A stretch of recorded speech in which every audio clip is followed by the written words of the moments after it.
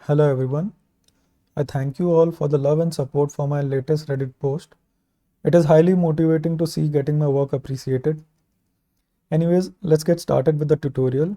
So you will be able to see what keys I press in the lower right corner over here.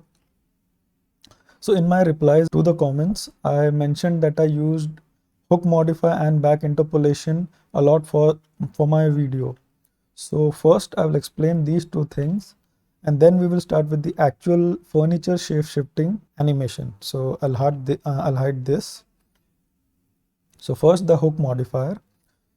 So there are multiple ways to make an object change its shape in Blender, but the one I used in my project was hook modifier. So let us first go into the edit mode. One, to select vertex. Now select any one of the vertex. I'll select this and press Ctrl H, and you'll see this hook to new object, hook to selected object, hook to selected object bone. You're going to select hook to new object. Now you can see a new empty object is created and this vertex is hooked to this empty. Now if I go out of the edit mode, I go into the object mode, I select this empty, and if I move it, you can see the mesh, the object is being deformed while we move this empty. Yeah, so you can see the vertex hook modifier is being added in the modifiers tag. So I do it with a shortcut because I find it easier. You can do it from here also, modifier and hook modifier, but I find it easier while just pressing Ctrl H and selecting it to a new object. Now what I'll do is I'll select all the empties first and I will keyframe the position. Okay, now I'll go to, let's go to 10th frame and move it, you know what, one, will make it a bit extreme, and I'll keyframe it here. Okay, and let's reduce this. So now if I play the animation, it goes like this. So it is linear, it isn't exciting. So to make it pop a bit, we are going to use a back interpolation. Okay,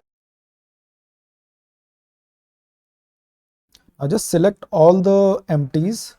We've selected all the empties.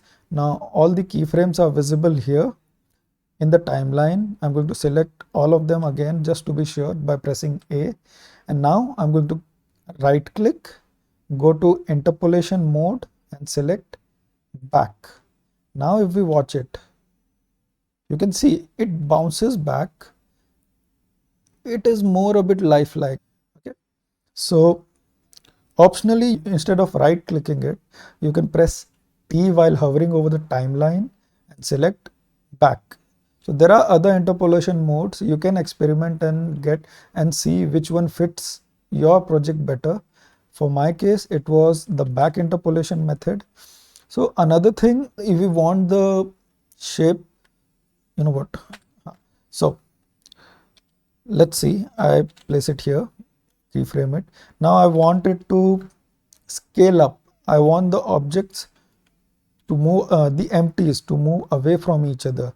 So if I press scale, the empties are pulling these vertices away from each other. Of course, that is one method, but I prefer to do this by location. Here you can see, here if we select only location, it changes only the location of the object when we scale all of them. It will be better if I explain this concept using some cubes. Cube 1, I'll bring it here, 1, 2. Okay, so if I select all these cubes and I just switch it off. Okay, so now initially if I scale them, they're going to increase in size but not move away from each other. Now, so if I go to option and select location, it says affect only. You can see affect only. So we are going to affect only the location. Okay, so now when I scale, press S to scale, they're going to move away from each other, but they're not increasing in scale. So I hope this makes sense. So with this affect location only, I'm going to select all the empties. I'll just increase in size, and I'll again keyframe the location. So just by changing the location of these empties, we are changing the shape and scale of the cube. Again, just to be on the safe side, I'm going to press T back. Now when I'll just switch off the overlays. Now when I play the animation, you can see it bounces back. So now you know what these two things are: hook modifier and back keyframe interpolation.